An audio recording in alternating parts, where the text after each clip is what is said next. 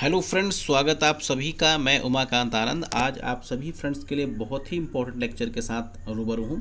आज का जो मेरा लेक्चर है उसके अंदर आज हम बात करने वाले हैं सेकंड जनरेशन इकोनॉमिक रिफॉर्म। ये जो सेकंड जनरेशन इकोनॉमिक रिफॉर्म है ये बहुत ही इंपॉर्टेंट कंसेप्ट है। ये कंसेप्ट इस लिहाज से इम्पॉर्टेंट है चूँकि ज़्यादातर जो कंपटीशन एग्ज़ाम्स हैं जिनमें कॉमर्स के सिलेबस का पार्ट है उन सारे एग्ज़ाम्स के अंदर सेकंड जनरेशन इकोनॉमिक रिफॉर्म से मोस्टली क्वेश्चंस पूछे जाते रहे हैं। वो एग्ज़ाम चाहे यूजीसी नेट कॉमर्स की हो या पीजीटी कॉमर्स की हो या टीजीटी कॉमर्स की हो या इसके अलावा आपका जो यूपीएचईसी का असिस्टेंट प्रोफेसर एग्ज़ाम है वो हो, ज़्यादातर एग्ज़ामों में इससे क्वेश्चन पूछे गए हैं। तो ये कंसेप्ट बहुत ही बारीक कंसेप्ट है। इससे जुड़ी हुई कई ऐसे फैक्ट हैं जो आपको बहुत ध्यान से समझने होंगे। तो इस लेक्चर के माध्यम से मैंने जो भी इसका कंटेंट है उसको पिक्चोरियल फॉर्म में फ्लो चार्ट फॉर्म में आपको आपके तक पहुंचाने की कोशिश की है और मुझे उम्मीद है कि जो लेक्चर होगा आपके लिए काफ़ी हेल्पफुल होगा और काफ़ी आपके लिए नॉलेजेबल होगा। तो चलिए लेक्चर को स्टार्ट करते हैं। देखिए, सेकंड जनरेशन इकोनॉमिक रिफॉर्म की हम बात करें तो इसकी जो स्टार्टिंग है, इसका जो क्रेडिट है वो जाता है आपका अटल बिहारी वाजपेयी जी को। देखिए 27 नवंबर 2001 यानी सन 2001 के अंदर अटल बिहारी वाजपेयी उस समय प्रधानमंत्री हुआ करते थे। उस समय क्या हुआ, कुछ ऐसी चीज़ें हैं जो उनके दौरान हुई, उन्हीं को आपको इस पूरे लेक्चर के माध्यम से देखना है। जब वो प्रधानमंत्री थे तो उन्होंने क्या किया कि एक कैबिनेट की कमेटी कॉन्स्टिट्यूट की। उन्होंने क्या कि कैबिनेट की एक कमेटी कॉन्स्टिट्यूट की जिसके अंदर उन्होंने सेकेंड जनरेशन इकोनॉमिक रिफॉर्म की बात करी। यानी कि क्या किया, अटल बिहारी वाजपेयी जो उसमें मौजूदा प्रधानमंत्री थे उन्होंने एक कैबिनेट की कमेटी बनाई और वो स्पेशली जो कमेटी थी वो किसके लिए थी, सेकंड जनरेशन इकोनॉमिक रिफॉर्म के लिए थी। अब आप समझिए इस इकोनॉमिक रिफॉर्म के अंदर इन्होंने क्या किया, जो मीटिंग उन्होंने बैठाई वो मीटिंग अपने आप में एक बहुत ही अहम मीटिंग थी और उसमें कई बड़ी हस्तियों को उन्होंने कंसिडर किया। एक बार जरा इनको ध्यान से देखिएगा। इसके अंदर उन्होंने होम मिनिस्टर को रखा, फाइनेंस मिनिस्टर को रखा, कॉमर्स मिनिस्टर को रखा, मिनिस्ट्री ऑफ लॉ भी थे, रूरल डेवलपमेंट थे, इसके अलावा एग्रीकल्चर के जो मिनिस्टर थे उनको भी कंसिडर किया गया था। नेक्स्ट इसके अलावा जो आपके चेयरमैन थे प्लानिंग कमीशन के उनको भी कंसिडर किया गया था। यानी कहने का मतलब ये कि जो सेकेंड जनरेशन रिफॉर्म के लिए जो अटल बिहारी वाजपेयी जी ने कमेटी बनाई उस कमेटी में बहुत बड़े बड़े लीडर्स को शामिल किया गया। Means home minister, finance minister, commerce minister, ministry of law, rural development, agriculture minister और प्लानिंग कमीशन के जो चेयरमैन हैं उनको तक इस मीटिंग के अंदर कंसिडर किया गया। अब आप देखिए ये जो मीटिंग है एक प्रकार की बहुत ही हाई पावर लेवल की मीटिंग थी। यानी एक बहुत ही हाई पावर मीटिंग थी जो कि पहली बार भारत के अंदर इस दर्जे की या इस लेवल की मीटिंग ऑर्गेनाइज की गई थी। मतलब मीटिंग तो इससे पहले भी होती रही हैं लेकिन इतने ज़बरदस्त या इतने ज़्यादा लीडर्स की इकट्ठे ये पहली मीटिंग मानी जाती है। बेसिकली जो मीटिंग थी उसका फंक्शन क्या था, इस मीटिंग का फंक्शन था overseeing, directing and facilitating economic reform. यानी जो इकोनॉमिक रिफॉर्म की बात चलने वाली है, जो जिस पर बातचीत चल रही है उसको ओवरसी करना। ओवरसीइंग का मतलब क्या है, जो भी कुछ चल रहा है उसे बाकायदा देखना, डायरेक्ट करते रहना कि कौन सी चीज़ कैसे है, कहाँ पे क्या कमियां हैं, इनको बाकायदा देखना और इकोनॉमिक रिफॉर्म को फैसिलिटेट करना। फैसिलिटेट करने का यहाँ पर मतलब ये है कि कुछ ऐसी चीज़ें जहाँ पर कुछ कमियाँ रहती हैं या जहाँ पर कुछ दिक्कत आती है तो उस दिक्कत को क्या करना, इस पूरी कैबिनेट को हैंडल करना और उन दिक्कतों से दूर करके आने वाले समय में बेटर तरीके से रिफॉर्म को अप्लीकेबल कर सकें, इस तरीके से डायरेक्शन प्रोवाइड करना। तो इस यहाँ तक की चीज़ों से आपको समझ में आ गया। सारा क्रेडिट किसको जाता है, अटल बिहारी वाजपेयी जी को। कब की बात है ये, सन 2001 की। उन्होंने क्या किया, कैबिनेट मीटिंग रखी।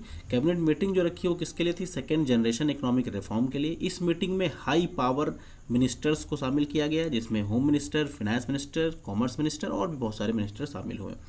अब इस जो बेसिकली ये मीटिंग थी इसका पर्पस देखिए, मतलब क्या इसका क्या सिस्टम था। ये जो सेकंड जनरेशन इकोनॉमिक रिफॉर्म है, इस इकोनॉमिक रिफॉर्म के 4 सब रिफॉर्म थे। यानी इसने क्या किया, 4 बेसिक मुद्दों पर अपनी बात रखी, इस रिफॉर्म के अंदर रखी गई। पहला मुद्दा क्या था आपका, पहला मुद्दा था फिजिकल रिफॉर्म, दूसरा फाइनेंशियल रिफॉर्म, तीसरा था स्ट्रक्चरल रिफॉर्म, चौथा था आपका लेबर लॉ रिफॉर्म। यानी जो सेकंड जनरेशन इकोनॉमिक रिफॉर्म है इसने 4 बड़े मुद्दों पर फोकस किया, physical reform, financial reform, structural reform और लेबर लॉ रिफॉर्म। जो फिजिकल रिफॉर्म था बेसिकली उसका फोकस किस पर था, फिजिकल रिफॉर्म का जो फोकस था इनकम टैक्स बेस को सही करना और एक्साइज ड्यूटी और कस्टम ड्यूटी पे कंट्रोलिंग करना, यानी इनकम टैक्स बेस को सुधार करना, एक्साइज और कस्टम ड्यूटीज़ की कंट्रोलिंग को भी बेटर बनाना। ये बेसिकली फोकस था किसका, फिजिकल रिफॉर्म का। जो फिनेंशियल रिफॉर्म था उसका काम क्या था, government allow private companies, government ने प्राइवेट कंपनीज़ को अलाउ किया कि वो इंश्योरेंस सेक्टर में भी अपना बिजनेस स्टार्ट कर सकते हैं। यानी सन 2001 से पहले इंश्योरेंस के अंदर प्राइवेट सेक्टर को परमिशन नहीं थी, लेकिन सेकेंड जनरेशन रिफॉर्म के माध्यम से इंश्योरेंस सेक्टर के अंदर गवर्नमेंट कंपनीज़ के अलावा प्राइवेट कंपनीज़ को भी अलाउ किया गया। इसके अलावा फॉरेन जो बैंक्स हैं उनको ये अलाउ किया गया कि वो भारत के अंदर यहाँ पे ब्रांचेस लगा सकते हैं। अब ये क्वेश्चन पूछा जा सकता है कि भारत में जो इंश्योरेंस सेक्टर है उसके अंदर प्राइवेट कंपनीज़ को किस रिफॉर्म के अंतर्गत अलाउ किया गया था, तो सेकेंड जनरेशन रिफॉर्म के अंदर अलाउ किया गया था। आई थिंक यहाँ तक कंसेप्ट आपको क्लियर हो गया होगा। अब हम लोग देखेंगे इससे जुड़े हुए कुछ और इम्पॉर्टेंट फैक्ट्स, कुछ और ऐसी चीज़ें जो आपके लिए बहुत ही इंपॉर्टेंट है। तो इसके लिए हम लोग एक नेक्स्ट स्लाइड पे चलेंगे जहाँ से आपको आगे की इन्फॉर्मेशन प्रोवाइड की जाएगी। तो ये जो कि आपके सामने एक नेक्स्ट स्लाइड ओपन होकर आई है और जिसमें हम लोग आपको दिखाने वाले हैं कि जो हमारी न्यू ग्रोथ पॉलिसी थी वो पॉलिसी क्या थी, उससे संबंधित कुछ फैक्ट्स, कुछ ऐसी चीज़ें मिलेंगी आपको जो आपके लिए काफ़ी इंपॉर्टेंट होंगी। देखिए, तो यहाँ पे हम लोग बात करने वाले हैं implement of new growth policy. जो भारत सरकार की जो न्यू ग्रोथ पॉलिसी है उस पर कुछ बातचीत हम लोग यहाँ पे करेंगे। देखिए, in this budget speech 2001 the finance minister, then finance minister was Yashwant Sinha. ध्यान रखिएगा, फाइनेंस मिनिस्टर कौन था, यशवंत सिन्हा उस समय मौजूदा फाइनेंस मिनिस्टर थे। कब थे, सन 2000 और सन 2001 के पीरियड में जब सेकेंड जनरेशन इकोनॉमिक रिफॉर्म लाया गया। देखिए जसवंत सिंह सिन्हा जी का कितना बड़ा रोल है, इस चीज़ को देखिएगा। Commencing on philosophy of second generation reform, mister Sinha observed growth is not just an end in itself. कहा गया, इस बात को बहुत ही ध्यान से समझिएगा, इसको ओवरलैप किया गया है ग्रीन कलर से। कहा गया growth is not just an end in itself. कहा गया ग्रोथ किसी भी चीज़ का समापन नहीं हो सकता, यानी कभी किसी चीज़ का ग्रोथ खत्म नहीं हो सकता। जैसे एग्जाम्पल के लिए बहुत छोटा सा एग्जाम्पल लेते हैं, मोबाइल इंडस्ट्री की अगर हम लोग बात करें तो आज से करीब करीब अगर आप 15 साल पहले चले जाएं तो 2005 और 6 के करीब एक बहुत ही छोटा सा मोबाइल आपको मिलता था जो काफ़ी कॉस्टली होता था और बहुत ही लिमिटेड फीचर होते थे। अब देखिए वहाँ से ग्रोथ करना कंपनियों ने स्टार्ट किया और 2011 तक मोबाइल फ़ोन की सिचुएशंस आपके सामने है। एक अद्भुत तरीके की फैसिलिटीज़ आपको आज की डेट में मिल रही हैं, बट स्टिल ये सब कुछ होने के बावजूद अगर आप देखें तो क्या कंपनियों ने ग्रोथ अपना बंद कर दिया? स्टिल कंपनियां ग्रोथ पे काम कर रही हैं, यानी कि ग्रोथ कभी अपने आप में ख़त्म नहीं होता, ग्रोथ हमेशा चलता रहता है। तो सेम काम इनका मानना था कि जो फर्स्ट जनरेशन के रिफॉर्म हैं उनमें कुछ कमियां हैं या उसमें कुछ लिमिटेशंस हैं, उन लिमिटेशंस को हम दूर करेंगे और जो सेकेंड जनरेशन रिफॉर्म है उससे हम लोग उसे बेटर करने की कोशिश करेंगे। यानी it is a critical vehicle of increasing employment and rising living standard of people. कोशिश क्या थी कि हम एम्प्लॉयमेंट को बढ़ाएंगे और लोगों के लिविंग स्टैंडर्ड को बेटर बनाने की कोशिश करेंगे, specially of the poorest. That means कि जो गरीब जनता है, जो गरीब लोग हैं, उनका लिविंग स्टैंडर्ड इंप्रूव करना है और एम्प्लॉयमेंट की अपॉर्चुनिटीज़ को भी क्रिएट करना है। इससे जुड़े हुए कुछ पॉइंट्स हैं जो बहुत ही अहम हैं, इनको आप ध्यान से समझेंगे। 4-5 चीज़ें हैं जो कि बहुत ही इंपॉर्टेंट हैं। जैसे सबसे पहली चीज़ है एक्सेलरेट रूरल डेवलपमेंट। इसका बेसिक जो फोकस था आपका वो रूरल डेवलपमेंट को था। नेक्स्ट था बिल्डिंग रोड्स। अब चूँकि 2000 के करीब की बात करें, 2001 के करीब की बात करें तो ट्रांसपोर्टेशन की व्यवस्था उतनी दुरुस्त नहीं थी। तो उस समय पहली ज़रूरत क्या थी कि हमारे देश में रोड्स को बहुत बनाया, मतलब डेवलप किया जाए, हाईवेज़ बनाया जाए। नेक्स्ट है प्रमोटिंग हाउसिंग। हाउसिंग की फैसिलिटीज़ नहीं थी, बहुत गरीब लोग थे जिनके पास रहने के घर नहीं थे, लोग झुग्गियों झोपड़ियों में रहते थे, तो ज़रूरी था कि हम लोग क्या करें, उनको हाउसिंग की फैसिलिटीज़ प्रोवाइड करें। नेक्स्ट है बूस्टिंग नॉलेज बेस्ड इंडस्ट्री, यानी नॉलेज बेस्ड इंडस्ट्रीज़ को डेवलप किया जाए, क्योंकि जितनी बेटर इंडस्ट्रीज़ हमारे पास आएंगी और नॉलेज बेस्ड इंडस्ट्रीज आएंगी उससे क्या होगा कि ह्यूमन स्किल डेवलप होगी और उससे ग्रोथ के चांसेस डेवलप होंगे। नेक्स्ट है enhancing the quality of human resource. देखिए ह्यूमन रिसोर्स की क्वालिटी का अपना एक अहम रोल है। जितने डेवलप्ड और जितने स्किल्ड हमारे पास एम्प्लॉय होंगे, देखिए जितने ही स्किल्ड हमारे पास एम्प्लॉय होंगे हम उतनी बेटर तरीके से काम कर सकते हैं। तो ये बहुत इंपॉर्टेंट है कि हमारे यहाँ के लोगों की स्किल डेवलप हो, उनका काम करने का ढंग जो है वो डेवलप हो। स्किल का अगर बेसिकली आप मतलब समझें तो स्किल का कहने का मतलब क्या है कि किसी भी काम को करने का एक ऐसी आर्ट जो आपको दूसरे पर्सन से बिल्कुल डिफरेंट करती हो। बहुत छोटा सा एग्जांपल हम लेते हैं, जैसे कि मान लीजिए एक मदारी जो कि बेसिकली बंदर को नचाने का काम करता है। अब आप सोचिए कि एक पर्सन आता है जिसके पास में 2 बंदर होते हैं। वो बंदा क्या करता है कि उन बंदर से डांस करवा के लोगों से पैसे लेता है। दैट मीन्स कि डांस वो बंदरों से करवा लेता है। अब क्या है, अगर आप मान लीजिए कोशिश करके उन बंदरों से आप डांस करवाना चाहें तो ये पॉसिबल नहीं होगा, बंदर आपसे डांस करवा देंगे। दैट मीन्स कि उस पार्टिकुलर पर्सन के पास कुछ स्किल्स हैं, उन सेट ऑफ स्किल्स का इस्तेमाल करके वो बंदा क्या कर रहा है, बंदरों से डांस करवा रहा है। That is called skill. यानी स्किल क्या होती है, किसी भी काम को करने का एक बेटर तरीका है जिससे उस काम को और बेहतर तरीके से किया जा सकता है। अब देखिए कुछ बातें हैं इनसे संबंधित जिनको हम लोग बहुत ध्यान से देखेंगे, क्योंकि एक कंसेप्ट को क्लियर करने के लिए बहुत ही इंपॉर्टेंट है। कुछ इसके ऑब्जेक्टिव हैं सेकंड जनरेशन के, वो आपको देखने। सेकंड जनरेशन जो हमारे इकोनॉमिक रिफॉर्म है उनके कुछ ऑब्जेक्टिव। तो पहला ऑब्जेक्टिव है to strengthen the foundation of growth of rural economy. यानी जो हमारे देश के रूरल इकोनॉमी है, वो रूरल इकोनॉमी कहाँ से स्ट्रेंथ होती है, वो फर्स्ट जनरेशन इकोनॉमिक रिफॉर्म से नहीं, वो सेकंड जनरेशन इकोनॉमिक रिफॉर्म से होती है। जो फर्स्ट जनरेशन इकोनॉमिक रिफॉर्म था उसका बेसिक फोकस रूरल पे नहीं था, उसका बेसिक फोकस था इंडस्ट्रियलाइजेशन पे, उसने इंडस्ट्रीज़ के ऊपर फोकस किया। लेकिन सेकंड जनरेशन इकोनॉमिक रिफॉर्म का जो फोकस था वो रूरल डेवलपमेंट पे था, स्पेशली एग्रीकल्चर और एलाइड एक्टिविटीज़, ऐसी एक्टिविटीज़ जो कि मतलब जिन पर ध्यान सरकारें कम देती हैं, या कह सकते हैं कि निचले स्तर की एक्टिविटीज़ हैं, उन पर बेसिकली फोकस था। और फर्स्ट जनरेशन का किस पर था, इंडस्ट्रीज़ पे फोकस था। सेकेंड देखें एक मिनट, यहाँ कुछ वर्ड गड़बड़ लिख लिया गया है, आगे खैर देखेंगे। Revolutionary potential of new knowledge based industries, यानी कि जो न्यू नॉलेज बेस्ड इंडस्ट्रीज़ हैं उनका रिवोल्यूशन हो, उनका कहीं ना कहीं क्या हो गया, उनका डेवलपमेंट हो गया, वो बढ़ना स्टार्ट हो गई। जैसे कि बहुत एग्जाम्पल से इस बात को और क्लियर किया जा सकता है। इन्फोटेक हो गया, बायोटेक्नोलॉजी होगी, पैरामेडिकल्स हो गया। ये कुछ ऐसी इंडस्ट्रीज़ हैं जो जिसमें हम लोग काफ़ी पीछे थे, और सेकेंड जनरेशन इकोनॉमिक रिफॉर्म ने क्या किया, इन इंडस्ट्रीज़ पे काम किया और इनको बूस्टअप करने की कोशिश की, जिससे कि देश में एम्प्लॉयमेंट की अपॉर्चुनिटीज़ जनरेट हों और साथ ही साथ क्या हो कि ग्रोथ के चांसेस डेवलप हों। नेक्स्ट अगर हम लोग बात करें इसके ऑब्जेक्टिव की, तो नेक्स्ट ऑब्जेक्टिव है to strength and modernise the country's various traditional industries. जो हमारे देश की जो ट्रेडिशनल इंडस्ट्रीज़ थी उनको क्या किया गया, मॉडर्नाइज किया गया, उनको बेटर बनाने की कोशिश की गई। जैसे कि एग्जांपल के लिए टेक्सटाइल हो गया, लेदर हो गया, एग्रो प्रोसेसिंग हो गया। भाई इन कामों में हम लोग बहुत पहले से थे और इनको हम और बेहतर बनाने की कोशिश कर रहे थे। तो सेकेंड जनरेशन इकोनॉमिक रिफॉर्म ने क्या किया, इनको बूस्टअप किया और इनको एक नया आयाम दिया नए सिरे से, ताकि ये काम कर सके। तो कहीं ना कहीं देखा जाए तो बहुत ही इंपॉर्टेंट चीज़ है ये। नेक्स्ट अगर ऑब्जेक्टिव की हम लोग बात करें, तो जो नेक्स्ट ऑब्जेक्टिव है बेसिकली वो क्या बताता है, to avoid highest priority on human resources development and other social sector programme policies related to education, health and other services giving special emphasis. मतलब कुछ ऐसी चीज़ें थी जिन पर पहले फोकस कम किया जा रहा था फर्स्ट सेक्टर रिफॉर्म पे, बट इस पे फोकस किया गया। जैसे कि कौन कौन सी चीज़ें आप ले सकते हैं, एजुकेशन हो गया आपका, हेल्थ हो गया, कुछ और स्पेशल सर्विसेज जिन पर बेसिकली फोकस किया गया, ताकि जो पुअरेस्ट लोग हैं, जो गरीब सेक्शन हमारी सोसाइटी का है, उनको ये सारी सुविधाएं मिल सकें और देश का डेवलपमेंट हो सके। नेक्स्ट अगर आप इसके अदर ऑब्जेक्टिव्स की तरफ बढ़ें, तो नेक्स्ट इसका ऑब्जेक्टिव आपका दिया हुआ है to mount sustain attack on infrastructure पे बेसिकली काम करना। इंफ्रास्ट्रक्चर देखिए किसी भी देश की इकॉनमी का सबसे इम्पोर्टेंट पार्ट है।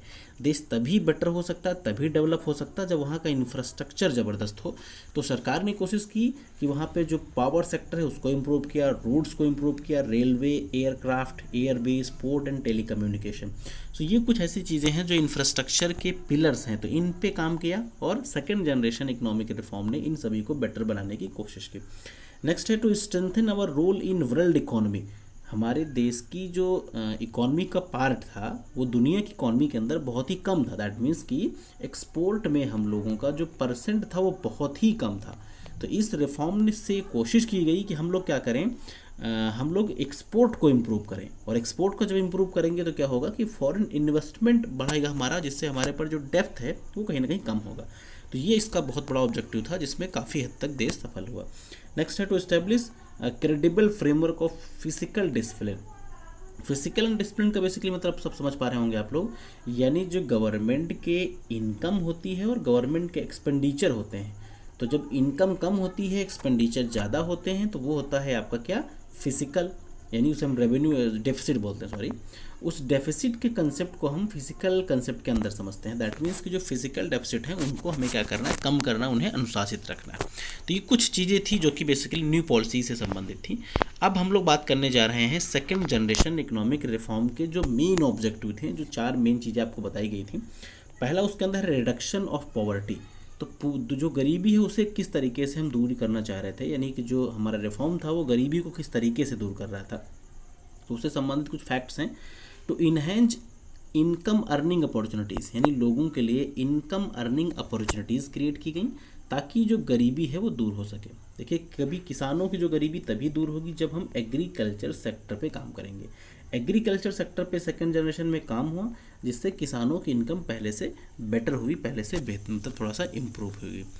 नेक्स्ट अगर आप देखें तो नेक्स्ट है आपका empowerment of poor by introducing various schemes, यानी जो गरीब लोग हैं उनके लिए अलग अलग स्कीमें आई। जैसे इससे पहले कई स्कीमें ऑलरेडी सरकार चला रही थी इससे पहले, और भी कुछ स्कीमें इस सरकार के द्वारा लॉन्च की गई, जिससे क्या हो गया कि गरीबों को जॉब्स मिली, अपॉर्चुनिटीज़ मिली, काम करने के रास्ते खुले, जिससे गरीबी कुछ हद तक कम हो गई।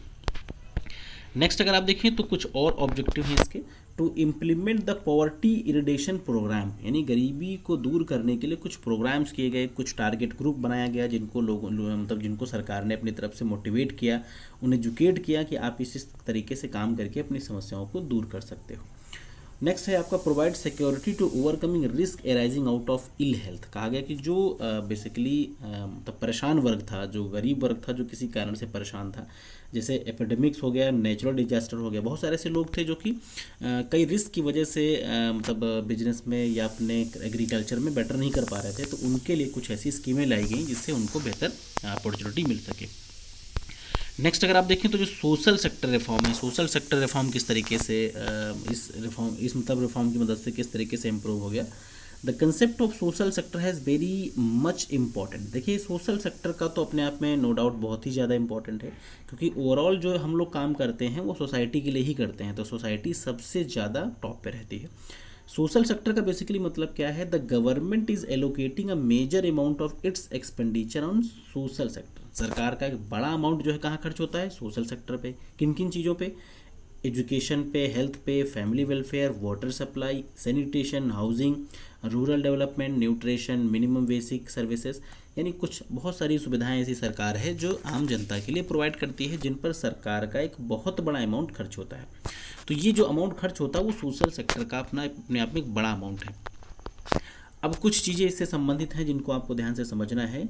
जो फिजिकल डेफिसिट है आपका, जो सरकार का फिजिकल डेफिसिट है वो क्यों बढ़ रहा है। अभी हमने आपको बताया था कि जो गवर्नमेंट के एक्सपेंडिचर्स होते हैं और जो गवर्नमेंट की रेवेन्यू होती हैं, अगर गवर्नमेंट के एक्सपेंडिचर ज़्यादा होंगे, रेवेन्यू कम होंगी, तो हो जाएगा आपका फिजिकल डेफिसिट। और अगर फिजिकल डेफिसिट है गवर्नमेंट का, दैट मीन्स की सिचुएशन जो है वो माइनस में है, नेगेटिव में है। तो इस सिचुएशन को कवर अप करने के लिए सरकार को क्या करना पड़ेगा, कुछ अपने एक्सपेंडिचर्स को कम करना पड़ेगा। अब चूँकि सरकार अगर अपने एक्सपेंडिचर्स को कम कर देगी तो उससे क्या होगा, इकोनॉमिक डेवलपमेंट कम हो जाएगा। तो कहीं ना कहीं सरकार के लिए ये जो सिचुएशन थी वो बहुत ही कॉम्प्लिकेटेड सिचुएशन थी, और इस सिचुएशन को इस रिफॉर्म में अलग अलग तरीके से पॉलिसीज़ ला के ही कम करने की कोशिश की गई। अब हो ये रहा था कि सरकार ने उस समय क्या किया, एक्सपेंसेस को कम किया। एक्सपेंसेस को कम किया तो गवर्नमेंट जो है वो किसानों को एग्रीकल्चर वगैरह पे जो सब्सिडीज दी जाती हैं उनको प्रॉपर तरीके से नहीं दे पा रही थी। तो अगेन एक प्रकार से दूसरी समस्या क्रिएट हो गई। तो उस टाइम देखिए एक क्वेश्चन एग्जाम में पूछा भी गया है आप लोगों से कि जो आपके पंचमुखी पूछा गया है एक बार मैचिंग वाले क्वेश्चंस के अंदर कि जो पंचमुखी हैं उनका किसके साथ रिलेशन है। तो उन्होंने जो सेकंड जनरेशन रिफॉर्म से ही संबंधित इनका है, इन्हीं में एक उन्होंने इन्फॉर्मेशन मतलब एक स्टेटमेंट दिया था कि if subsidies are withdrawn from higher education then the axe is likely to fall on those first generation leader. कहा गया अगर हम हायर एजुकेशन से क्या करें, सब्सिडीज़ को हटा लें तो उससे जो फर्स्ट जनरेशन के लीडर्स होंगे उनको दिक्कत होगी। दैट मीन्स कि किसी भी तरीके से एजुकेशन से या उन चीज़ों से जो हमारे देश के डेवलपमेंट के लिए इंपॉर्टेंट है वहाँ से हम लोग सब्सिडीज़ को भी नहीं हटा सकते, नहीं तो टेक्निकली देखा जाए तो उससे देश का भी नुकसान होगा। नेक्स्ट अगर आप देखें तो कुछ चेंजेस होते हैं, चेंजेस इन पॉलिसी डायरेक्शन। तो कौन कौन से चेंजेस होते हैं? During the first phase of economic reform introduce 1991, सभी जानते हैं मनमोहन सिंह उस फाइनेंस मिनिस्टर थे जब 1991 में पहले रिफॉर्म आए थे। तो उन रिफॉर्म को किस तरीके से चेंज किया गया और जहाँ जहाँ पे ज़रूरत थी उनको चीज़ों को चेंज किया गया। तो पहला रिफॉर्म हमने आपको इससे पहले कई बार बताया कि जो फर्स्ट रिफॉर्म था 1991 का, ये बेसिकली फोकस किया गया था इंडस्ट्रियल डेवलपमेंट पे। लेकिन जो सेकेंड आया रिफॉर्म 2001, जो करीब 10 साल के बाद, इसका फोकस एग्रीकल्चर से संबंधित था और स्मॉल स्केल इंडस्ट्रीज से कनेक्टेड था, सिर्फ इंडस्ट्री से संबंधित नहीं था। दैट मीन्स कि रूरल एरियाज़ को इस रिफॉर्म के अंदर फोकस किया गया। Second generation reform must enlarge it's scope. अब देखिए उसका स्कोप जो था वो लिमिटेड था। क्यों लिमिटेड था? क्योंकि वो सिर्फ इंडस्ट्रीज़ पे काम कर रहा था। इसने क्या किया, एग्रीकल्चर को भी लिया, स्मॉल स्केल इंडस्ट्रीज़ को भी लिया, रूरल एरियाज़ को भी लिया। अब सोचिए कि जो देश हमारा है करीब करीब 60 to 75% एग्रीकल्चर पे बेस्ड है, तो एग्रीकल्चर के लिए कोई रिफॉर्म बनेगा तो उसका स्कोप ऑब्वियसली ज़्यादा ही होगा। तो ये काफ़ी बड़ा स्कोप इसका था, उससे ज़्यादा एरिया कवर अप करता था ये।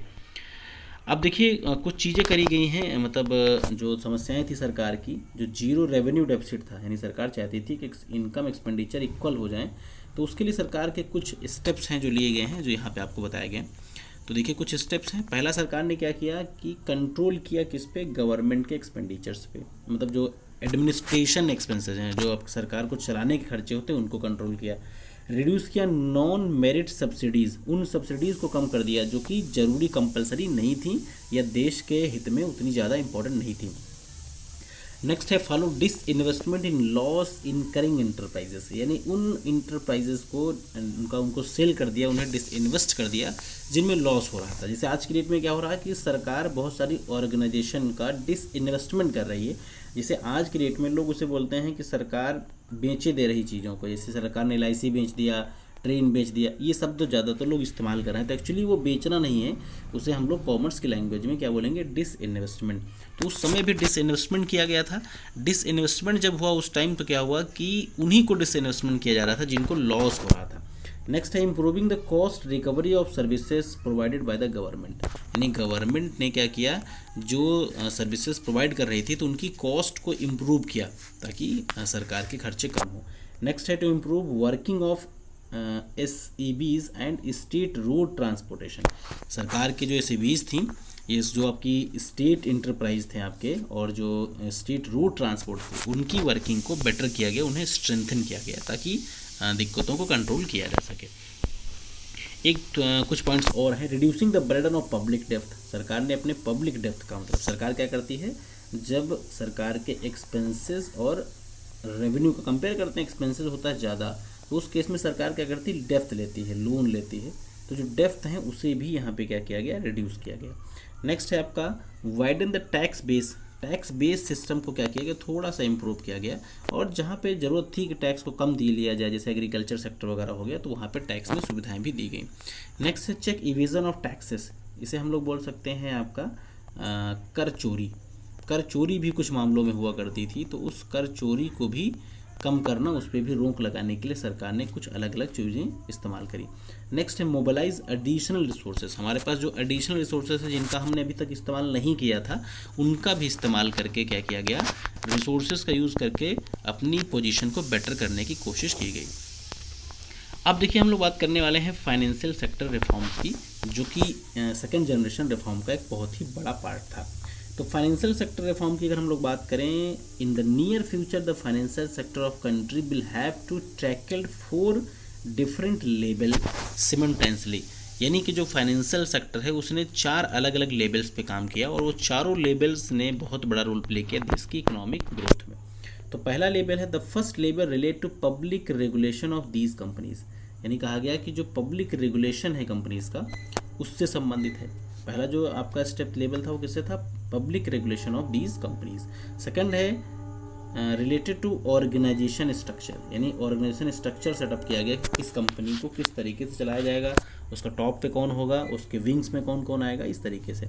नेक्स्ट है आपका टेक्नोलॉजी अपग्रेडेशन, टेक्नोलॉजी को अपग्रेड करना बहुत इंपॉर्टेंट था। देखिए जो सन 2001 का दौर है, इस दौर में कई देश में नई चीज़ें आने वाली थी, तो टेक्नोलॉजी भी चेंज हो रही थी वर्ल्ड वाइड, जिसको भी कह सकते हैं कि उसे अडॉप्ट करना है बहुत ही इंपॉर्टेंट या बहुत ही ज़रूरी होता जा रहा था। नेक्स्ट है fourth is related to required changes in physique of the employees. देखिए एम्प्लॉय की भी ज़रूरतें चेंज हो रही थी, उसे बैंक, इंश्योरेंस, अलग अलग तरीके की चीज़ों की ज़रूरत थी, तो उन सारी चीज़ों को भी समझना कहीं ना कहीं ज़रूरी था। तो ये कुछ चीज़ें थी जो कि जुड़ी हुई थी बेसिकली आपके इकोनॉमिक रिफॉर्म से संबंधित। अब हम लोग बात करेंगे लॉ रिफॉर्म से रिलेटेड कुछ चीज़ें। तो जो सेकंड जनरेशन है, under the second generation of reform law reforms also revise considerable significance. Second generation में लॉ रिफॉर्म्स को भी काफ़ी हद तक चेंज किया गया और लॉ रिफॉर्म का जो इम्पैक्ट है वो कई एरियाज़ में आपको देखने को मिलेगा। Second generation labour commission 1990 with Ravindran Verma, एक लेबर कमीशन बेसिकली पास हुआ था 1990 में। श्री रविंदर वर्मा जो थे उसके चेयरमैन थे। उन्होंने कुछ रियलाइजेशन सजेस्ट किए थे बेसिकली लेबर्स के लिए, जैसे कि उन्होंने क्या किया था, labour in organise sector and to suggest an umbrella legislation for insuring minimum protection to worker. यानी कहीं ना कहीं ज़रूरी था कि जो वर्कर हैं उन्हें मिनिमम प्रोटेक्शन दिया जाए उन लोगों को जो कि अनऑर्गेनाइज सेक्टर में है।